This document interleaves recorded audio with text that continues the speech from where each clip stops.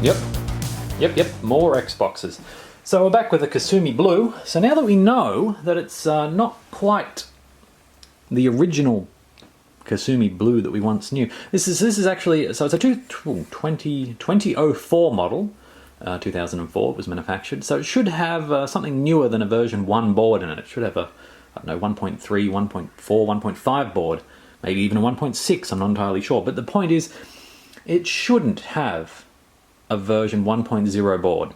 And you can tell the version 1.0 board just by having a look in and seeing that fan. And you think, there's a fan? There's no fan there. There's a fan here. That's fine. There's not meant to be a fan there. But there is. The other big dead giveaway is this chip here, the BIOS chip, being a 40-pin chip instead of what is it, 32 or 36? It's bizarre. It's like I've stepped into Bizarro world. And there's also this little riser board for the controller ports or USB. So those were the main things that gave it away, and also the power supply connector. I was expecting a more ATX-like connector, but it's actually more AT-like if you have a look at it. So those sort of gave it away. But this could actually be a good thing. This could already be TSOP modded, which would save me a bit of time. Of course, whoever did work on this last wasn't very good at screws because they're in crooked. It's not just one, it's a whole bunch of them. So I don't quite know. And on all my other Xboxes, they aren't silver. They're not not gold brass screws in the main board. So that's another thing for me to look into. But the clock capacitor battery has leaked, as it turns out. It's just, if you have a look down on top of it, you can see that there's a little. Let's see if we can get in the light. Into the light with ye.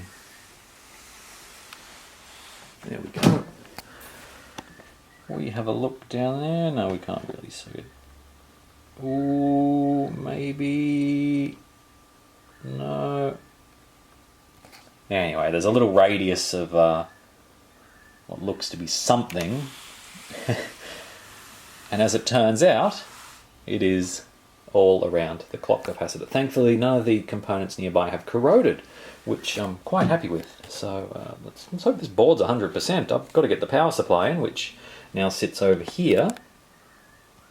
The 240 volt version just seems to have this giant little transformer sitting on top, whereas the, oh, there he is, 110 version does not.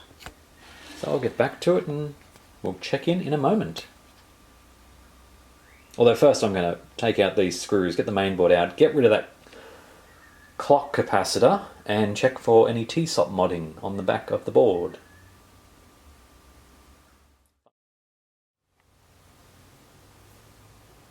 Alrighty, so here we are. Now, I'm not very good at bridging solder blobs, but here's the little guy here. So I've just got to bridge those two together.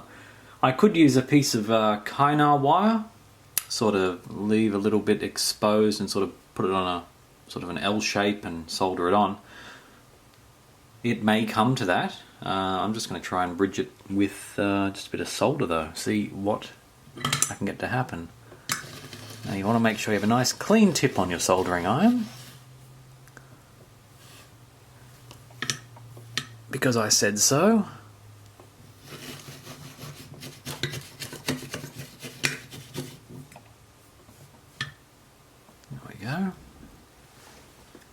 And now it's just a matter of heating the pads and hoping for the best.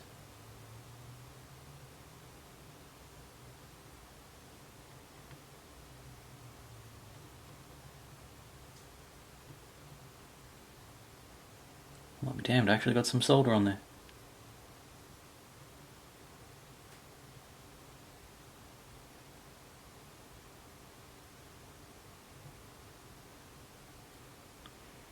I don't believe it, I think it worked. Doesn't look very solid, so now's the point where I go and do it again and it de-bridges.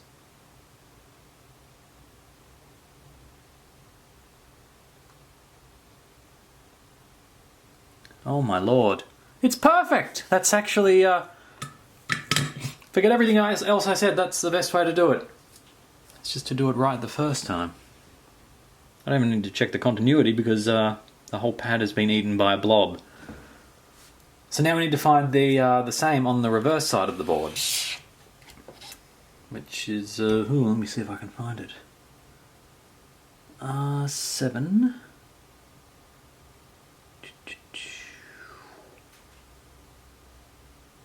There it is, R7, R3, was that it? R7D3. Oh, I need to go, I might just quickly check on the guide. Because I am following a guide. If you don't follow a guide, who knows what on earth you're doing. Okay, there we go. So it's up near, so it's R7, R3. It's near a hole. So, there's a hole. There's a hole over here. There's a hole there. R7, R3. Where are those pins?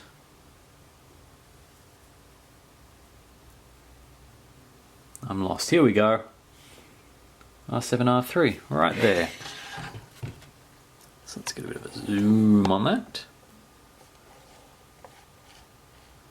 This camera is fantastic, provided it zooms correctly. Bit of an if.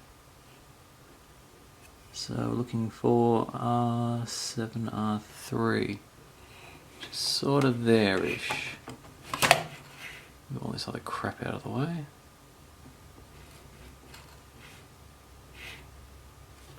There it is. R7, R3. So the soldering iron's currently running at 350 degrees. We're using leaded solder, of course. So let's see if we can do that again.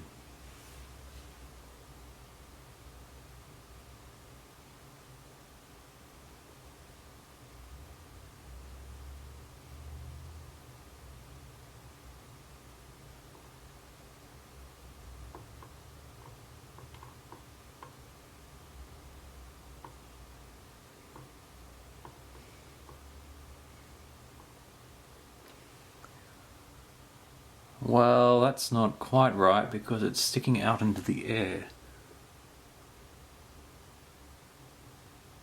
I should be a solder sculptor.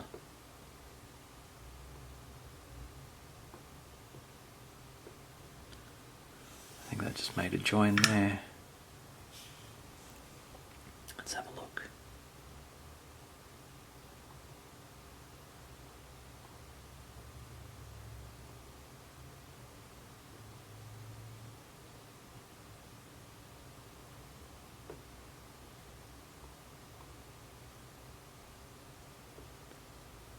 Yep, that's a join. Successful. Well, as far as I can tell. So now we've got... Yep,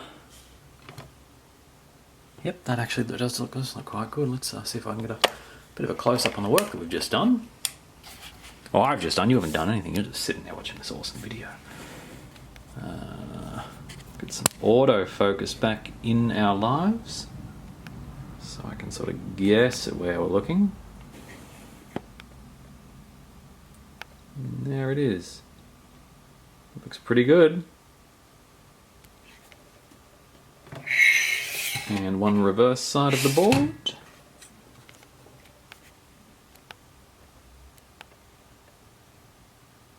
Oh, there he is. R7D3.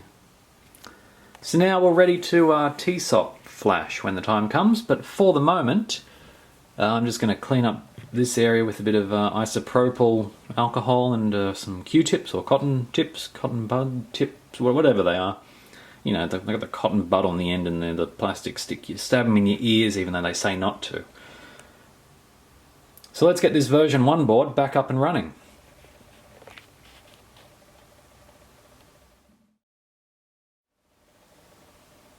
Well, there we have it. Power supply and main board side by side. So hopefully this will work.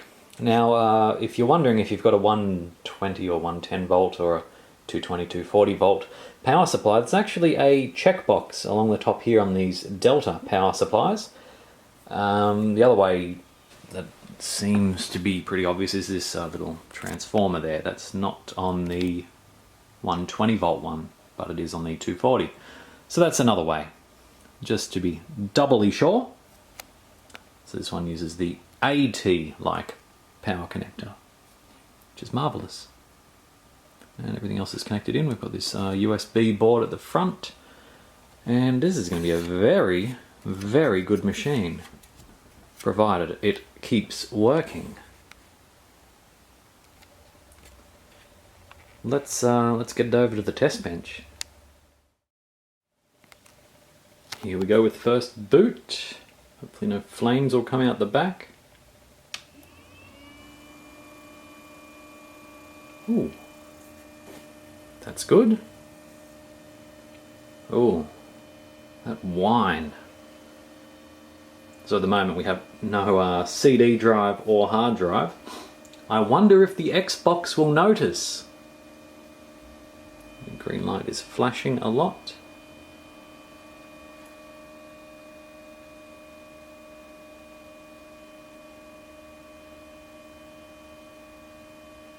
Ooh. Red and green. Error code number 7. Which probably means can't find CD drive or hard drive. Or boot something. Wow, that fan is noisy. Yikes. Oh well. Let's keep at it, put some more bits in. Well, the good news is it now boots up. The one thing I forgot is that everything is in Japanese, because it is a Japanese motherboard. That's fine. So whatever repairs were done to this to transplant a 1.0 board into it must have been done in Japan. So that's kind of cool in itself. Sort of. Maybe. Anyway, it looks like we're still running the original hard drive in there. As you can see, it's the awful old Seagate. You should hear it start up. Actually, let's ooh, hear those heads not parking.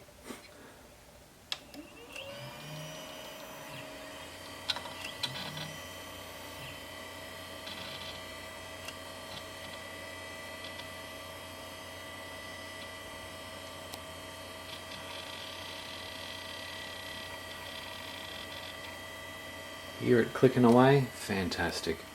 And then we're at the good old menu. Now I can understand Xbox Live, which is just about it.